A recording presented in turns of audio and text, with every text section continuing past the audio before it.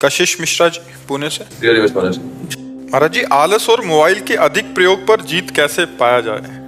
अब ये तो हाँ, इसमें तो अपने को देखो, अभ्यास इसमें भी नींद, भोजन, बोलना और भोग, इनको आप जितना चाहो बढ़ा सकते हो, जितना चाहो घटा सकते हो। भोजन को थोड़ा थोड़ा कम करते जाओ तो जो आदमी 35 रोटी खा सकता था वो 1.5 रोटी पे जीवन व्यतीत कर रहा है और स्वस्थ है। 35 जब साधना में तो 1.5 रोटी पे अब जीवित है और 35 रोटी पाने वाला। भोजन कम किया गया। जो 7 घंटे 8 घंटे सो सकता है और 3 घंटे में अपने आप को 24 घंटे में 3 घंटे सोकर पूरा काम चला लेता है। बोलने का अभ्यास बहुत होता है, मौन रखना बहुत कठिन होता है। कम बोलो, कम सो, कम खाओ और भजन करो तो आलस से खत्म हो जाएगा। और जब भजन में रुचि होगी तो मोबाइल में क्या देखे, सब झूठी बातें हैं। कोई सीरियल है, कोई सिनेमा है, कोई नौटंकी, सब झूठी बातें। क्या देखना है उसमें? केवल समय नष्ट करना। और इतना सामग्री मोबाइल में है कि अगर 24 घंटा लगे रहो तो लगे रहो। फेसबुक है और कौन, हाँ इंस्टाग्राम, जो का, हाँ ये सब इसी में लगे रहो, इसी में। पहले मैं चाहता फोन बहुत, बाद में मैंने आपका चैनल सब्सक्राइब किया। जब भी बोलता चैनल हो तो पूरे फोन में सिर्फ आप ही आते थे 24 घंटे। हाँ, अगर सत्संग सुनोगे तो बुद्धि शुद्ध रहेगी। उससे मुझे 6 महीने में इतना फर्क पड़ा कि मतलब कि पहले सिर्फ मैं नेगेटिव पूरा वैसा था। कश्मीर मेरी पोस्टिंग है बैंक में जी, वहाँ रहना मतलब कि अकेले कश्मीर में वैसा माहौल भी नहीं है वहाँ, मतलब कि रहना वैसे। अब सिर्फ राधा नाम सुबह सुबह लो, उसका आपने कहा चतुरासी जी पढ़ो, वो पढ़ो, फिर सब करो। मतलब कि अपने बुक बोलती साधक संजीवनी, वो पढ़ो।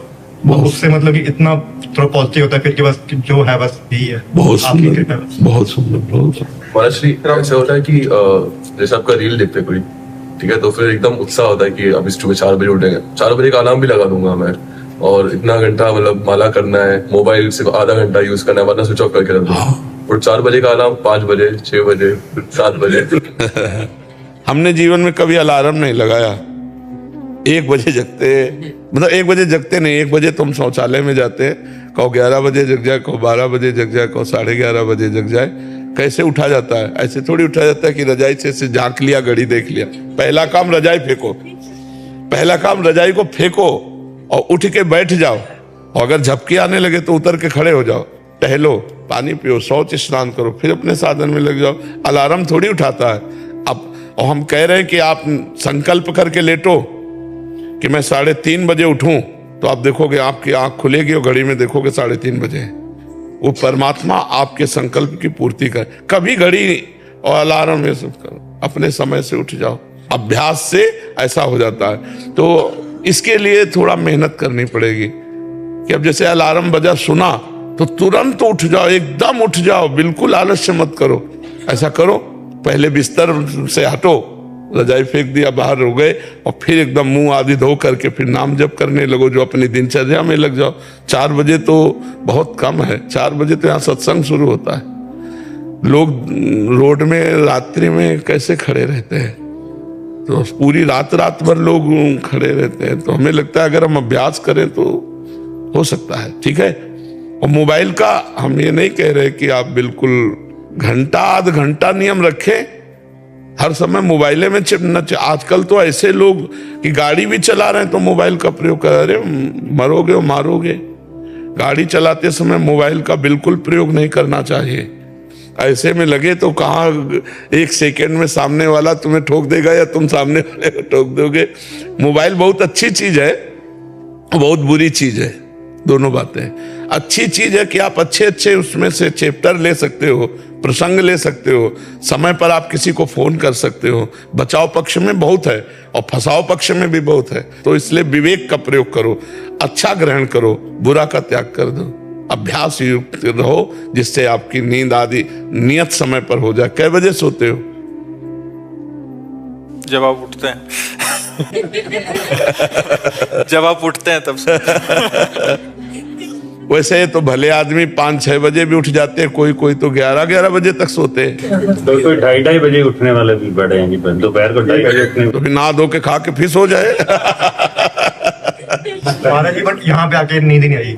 यहाँ पे 3 से नींद आई नहीं बिल्कुल भी। हाँ, दिव्य धाम है भगवान का यार। इनकी दिनचर्या कुछ ऐसी रहती है प्रभु, जैसे दिनचर्या ऐसी रहती है कि हम पशु चिकित्सक हैं तो हमें लेट हो जाता है, 9 बज जाता है कभी कभी फील्ड में, तो हमें सोने में 10-11 बज जाते हैं, सुबह इसलिए भी लंब हो जाता है। तो 11 बजे सो जाओ, 12, 1, 2, 3, 4, 5, 6 घंटा केवल नींद पर्याप्त है साधक के लिए।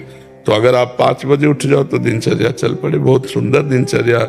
अभी देखो 7:15 बजे हैं, अभी लग रहा है कि सूर्योदय होने वाला है। नहीं, अब लग रहा है कि सूर्योदय होने वाला है।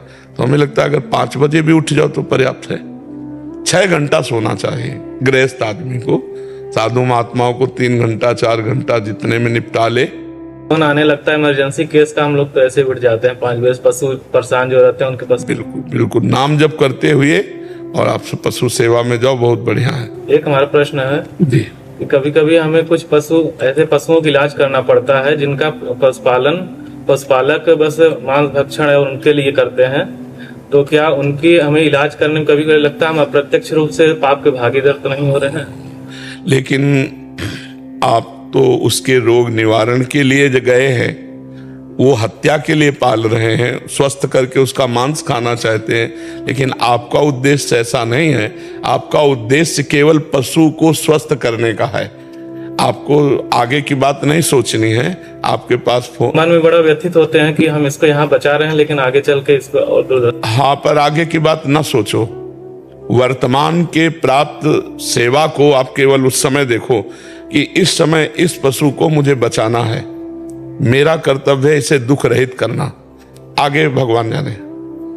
कहीं भी फोन आवे तो आप पहले उस पशु में भगवान देखिए और उस पशु को स्वस्थ करने की भावना कीजिए। यदि हम ऐसा सोचें कि इसको कल कोई मारेगा, तो आज ही हम मार रहे हैं, क्योंकि हमें सूचना मिल गई कि वो रोग से ग्रसित है और हम नहीं गए तो वो तो कल मारता, आज हमने मार दिया। हम जाकर आज उसे बचाएंगे, कल भगवान जाने उसका परिणाम क्या होगा, है नहीं? हर जीव का परिणाम अपना है। तो इसलिए ऐसे विचार के द्वारा हम उस जीव की सेवा करते हैं। आगे का केस भगवान संभाले कि वो हत्या करेगा कि क्या करेगा। हम वर्तमान को देखकर उसको दुख निवृत्त कर देते हैं।